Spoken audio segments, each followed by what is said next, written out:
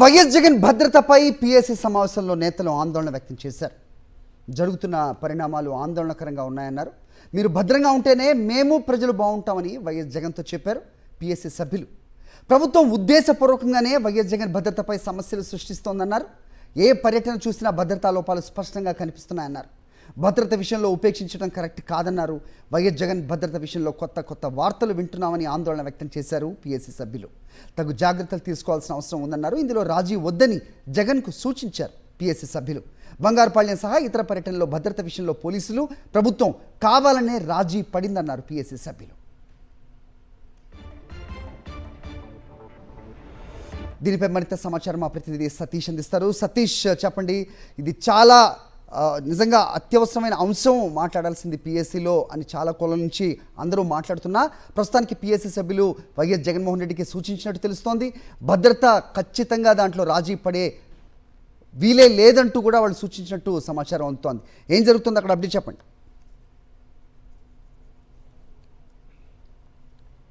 మరి కొద్దిసేపటి కిందటే వైఎస్ జగన్మోహన్ రెడ్డి అధ్యక్షతన పిఎస్సి సమావేశం ముగిసింది. ప్రధానంగా ఈ సమావేశంలో ప్రస్తుతం వైఎస్ఆర్ కాంగ్రెస్ పార్టీ అధ్యక్షుడు మాజీ ముఖ్యమంత్రి వైఎస్ జగన్మోహన్ రెడ్డి భద్రతా అంశానికి సంబంధించి పిఎస్సి సభ్యులు, సీనియర్ లీడర్, పార్టీకి సంబంధించినట్టు మాజీ మంత్రులు, పిఎస్సి సభ్యులంతా కూడా ఆందోళన వ్యక్తం చేశారు. ప్రధానంగా వైఎస్ జగన్మోహన్ రెడ్డి జిల్లాల్లో పర్యటనకు వెళ్తున్నప్పుడు ఇటు బంగారుపాళ్యం దగ్గర నుండి, పొదిలి దగ్గర నుండి, అదేవిధంగా రెంటపాలెం ఈ ప్రాంతాలకు వెళ్ళినప్పుడు జరిగినటువంటి పరిణామాలు అన్నింటినీ కూడా గుర్తు చేసుకున్నారు పిఎస్సి సభ్యులు.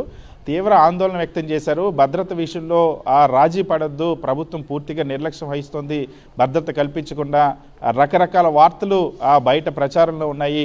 వైఎస్ జగన్మోహన్ రెడ్డి భద్రతకి సంబంధించి ఎక్కడ కూడా రాజీ పడద్దు, చాలా జాగ్రత్తగా వ్యవహరించాలి, ప్రభుత్వం అనుసరిస్తున్నటువంటి తీరు పట్ల పిఎస్సి సభ్యులంతా కూడా తీవ్ర ఆవేదన చెందారు, ఆందోళన వ్యక్తం చేశారు. మరొకవైపు మాజీ ముఖ్యమంత్రి వైఎస్ జగన్మోహన్ రెడ్డి కూడా పిఎస్సి సమావేశంలో చాలా అంశాలను ప్రస్తావించారు. చాలా కీలకమైనటువంటి అంశాలు, ముఖ్యంగా ప్రస్తుతం వైఎస్ఆర్ కాంగ్రెస్ పార్టీ నాయకులపైన పెడుతున్నటువంటి అక్రమ కేసుల గురించి ప్రస్తావిస్తూ తీవ్ర ఆవేదన వ్యక్తం చేశారు. కొద్ది రోజుల కిందటే ఎంపీ మిథున్ రెడ్డిని అరెస్ట్ చేసినటువంటి నేపథ్యంలో ఆ అంశాన్ని ప్రస్తావిస్తూ వాస్తవానికి మిథున్ రెడ్డి, అదేవిధంగా మాజీ మంత్రి దివంగత గౌతమ్ రెడ్డి ఇద్దరు కూడా నా ప్రేరణ వల్ల వాళ్ళిద్దరిని నా ద్వారా రాజకీయాల్లోకి తీసుకొచ్చారు, వ్యక్తిగత ఉన్నటువంటి సాన్నిధ్యం ద్వారా.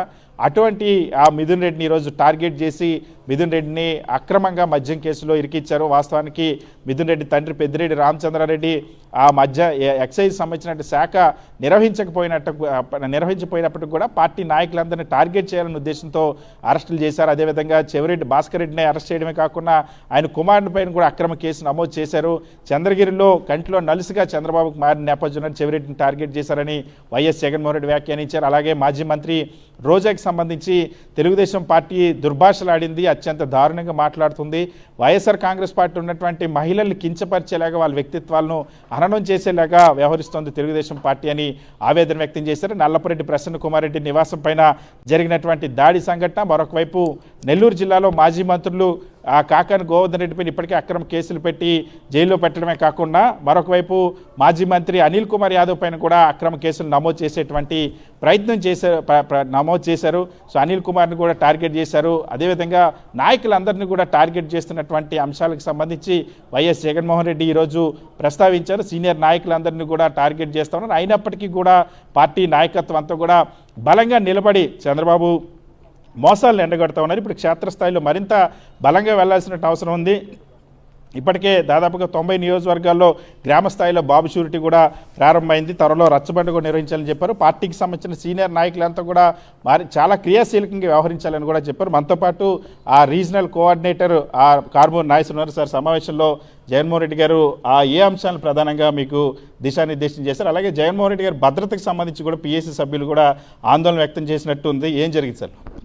ఇవాళ జగన్మోహన్ రెడ్డి గారు ఈ బాబు షూరిటీ, మోసం గ్యారంటీ మీద, తర్వాత ఈ అరాచకాలు, ఈ రాష్ట్రంలో జరుగుతున్న అన్యాయాల మీద కూడా చాలా మాట్లాడటం జరిగింది. అలాగే మా నాయకులందరూ కూడా మీకు సెక్యూరిటీ పెరగాలి, బాగుండాలి, మీకు జాగ్రత్తగా చూడాలని ప్రతి ఒక్కళ్ళు కూడా స్పందించడం జరిగింది. ఆయన దేవుడు ఉన్నాడని అన్నారు, కానీ ఆయనకు మాత్రం సెక్యూరిటీ కల్పించాలని చెప్పి గట్టిగా పట్టుపట్టారు. ఇది మరి దాన్ని పై దృష్టికి కూడా తీసుకెళ్లాలని చెప్పి కూడా కొంతమంది ఆలోచనలు ఉన్నారు. అలాగే ఏదైతే బాబు షూరిటీ మోసం గ్యారంటీ మ్యాక్సిమం 90% జరిగింది, జరుగుతుంది, చాలా అద్భుతంగా జరుగుతుందని ప్రతి ఒక్కళ్ళు కూడా చెప్పడం జరిగింది. ఇది గ్రౌండ్ లెవెల్లో ప్రజలు వాళ్ళకి నష్టాన్ని గుర్తించి వాళ్ళే తిరిగి చెప్పే పరిస్థితికి వస్తున్నారు ప్రజలు. మాకు జగన్మోహన్ రెడ్డి గారు ఉన్నప్పుడు ఈ పథకాలన్నీ అందిని, ఇంత డబ్బు మాకు వచ్చింది, ఇంత మా పిల్లలకి చదువులు చేకూరిని, ఇన్ని రకాలన్నీ జరిగినాయి. కానీ ఇప్పుడు మాకు ఏమీ జరగట్లేదు, పట్టించుకున్న పాపాను లేదు. ప్రతిదీ కూడా పెరిగిపోయినాయి ధరలు. అలాగే పవర్ ఛార్జీలు చూసేదానికి మాకు పెంచను, నాణ్యమైన కరెంట్ ఇస్తాను, అవసరమైతే తగ్గిస్తానన్న చంద్రబాబు నాయుడు అడ్డంగా పెంచారు. అది కాకుండా మళ్ళీ ఏదో మీటర్స్ వచ్చినాయి. ఇప్పుడు ఆ మీటర్స్ వల్ల కూడా చాలా పెరిగిపోతూ ఉందని చెప్పి అరణ్య రోదన కింద బాధపడుతున్నారని ప్రతి ఒక్కళ్ళు చెప్పడం జరిగింది. అలాగే ఏదైతే కార్యకర్తల్ని హెరాస్మెంట్ చేస్తున్నారో దాని మీద ఒక వెబ్సైట్ క్రియేట్ చేసి వాళ్ళు ఆ వెబ్సైట్ ఓపెన్ చేసిన తర్వాత మాకు పలానా అధికారి, పలానా పర్సన్ మాకు ఈ ఇబ్బంది కలిగించారు, మా ఇంటికి నష్టం కల్పించారు, మాకు నష్టం కల్పించారు అనేది వెంటనే దాన్ని అప్లోడ్ చేసుకోవచ్చు, దాన్ని తెలియజేయచ్చు. ఇక్కడ ఒక లైబ్రరీలో స్టోర్ అయ్యి ఎవరెవరైతే ఇబ్బంది పెట్టారో అవన్నీ కూడా రేపు నోట్ చేసుకుని మరి వాళ్ళకి తగిన గుణపాఠం అంటే చట్టపరంగా చర్యలు తీసుకునే విధంగా తీసుకుందామని చెప్పి జగన్మోహన్ రెడ్డి గారు చెప్పడం జరిగింది. అందరూ కూడా హర్షించారు.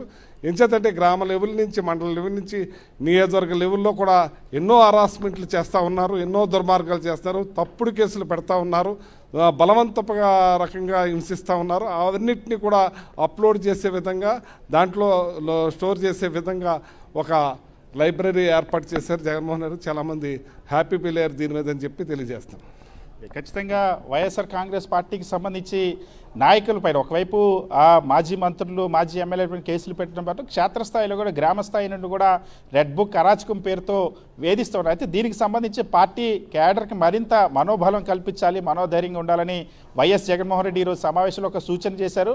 ఒక యాప్ని క్రియేట్ చేయాలని వైఎస్ఆర్ కాంగ్రెస్ పార్టీ నిర్ణయించింది. ఆ యాప్లో ఎవరైతే రాష్ట్రంలో ఉన్నటువంటి 175 నియోజకవర్గాల్లో ఏ కార్యకర్తని, ఏ అధికారి వేధించినా, ఏ రాజకీయ నాయకుడు వేధించినా, ఎటువంటి ఆ వేధింపులు గురి చేసినా ఆ వేధింపులకు సంబంధించినటువంటి కేసు వివరాలు, అక్రమ కేసుకు సంబంధించిన వివరాలన్నింటినీ కూడా ఆ యాప్లో అప్లోడ్ చేయాలనే అంశాన్ని సూచించారు ఈ సమావేశంలో. ఆ యాప్లో అప్లోడ్ చేసిన తర్వాత వాటికి ఇటు పార్టీ నుండి అందించాల్సినటువంటి సపోర్టు, న్యాయ సహాయం ఒకవైపు అందిస్తూనే భవిష్యత్తులో కూడా ఖచ్చితంగా ఈ అక్రమ కేసులు పెట్టిన వాళ్ళకి సంబంధించినటువంటి తప్పుడు కేసులు నమోదు చేసిన వాళ్ళందరిపైన చర్యలు తీసుకోవడానికి వీలుగా ఈ యాప్ని క్రియేట్ చేస్తున్నట్టు చాలా స్పష్టంగా ఈరోజు పిఎస్సి సమావేశంలో నిర్ణయించారు. సో చాలా స్పష్టంగా కార్యకర్తలు ఎవరిని వేధించినా సరే ఖచ్చితంగా పార్టీ అండగా ఉంటుంది. భవిష్యత్తులో వేధించిన వాళ్ళందరికీ కూడా తగినటువంటి బుద్ధి చట్ట ప్రకారం చెప్తుంది అన్నటువంటి ఒక సంకేతాన్ని ఇచ్చేలాగా ఈరోజు ఆ కీలక నిర్ణయం తీసుకున్నారు. అదేవిధంగా గ్రామ స్థాయిలో మరింతగా చంద్రబాబు మోసాలపైన విస్తృతంగా చర్చ జరిగేందుకు వచ్చే నెలలో రచ్చబండలు కూడా నిర్వహించాలి. గ్రామస్థాయి కార్యకర్తలు దాన్ని పిఎస్సి సభ్యులు, నియోజకవర్గ సమన్వయకర్తలంతా కూడా మానిటర్ చేయాలన్నటువంటి అంశాన్ని కూడా వైఎస్ జగన్మోహన్ రెడ్డి ఈరోజు సూచించారు. అయితే మొత్తం పిఎస్సి సభ్యులందరూ మాత్రం వైఎస్ జగన్మోహన్ రెడ్డికి జిల్లాల్లో పర్యటనిస్తున్నప్పుడు పోలీసులు అనుసరిస్తున్నటువంటి తీరు కానీ, ప్రభుత్వం భద్రత కల్పించకుండా ఉద్దేశపూర్వకంగా వ్యవహరిస్తున్నటువంటి తీరు పట్ల తీవ్ర ఆవేదన చెందారు, ఆందోళన చెందారు. దీనికి సంబంధించి అవసరమైనంత వరకు కూడా న్యాయ పోరాటం చేయాలి, అదేవిధంగా ఉన్నత స్థాయి వరకు కూడా ఫిర్యాదులు చేయాలి, ఖచ్చితంగా భద్రత కల్పించే విధంగా ఒత్తిడి తీసుకురావాలి ప్రభుత్వం పైన అని పిఎస్సి సభ్యులందరూ కూడా, మొత్తం సభ్యులందరూ కూడా అభిప్రాయపడ్డారు. ఎందుకంటే చాలా ఆందోళనకరంగా ఉన్నాయి. అక్కడ జిల్లాలకు వెళ్తున్నప్పుడు పోలీసులు అసలు జనాన్ని నియంత్రించకపోవడం, ఇంకొక వైపు కనీస భద్రత కూడా కల్పించకపోవడం, వీటన్నిటి పరిణామాల నేపథ్యంలో వైఎస్ జగన్మోహన్ రెడ్డికి ఎటువంటి ఆపద తలపెట్టడానికైనా ఆ రాజకీయ శత్రువులు పూనుకునేటువంటి ప్రమాదం ఉంటుంది. కాబట్టి దీనిపైన జాగ్రత్తగా ఉండాలి. దీనికి సంబంధించి అన్ని రకాలుగా న్యాయ పోరాటం చట్ట ప్రకారంగా కూడా చేయాలని పిఎస్సి సభ్యులు అభిప్రాయపడ్డారు ఈ సమావేశంలో.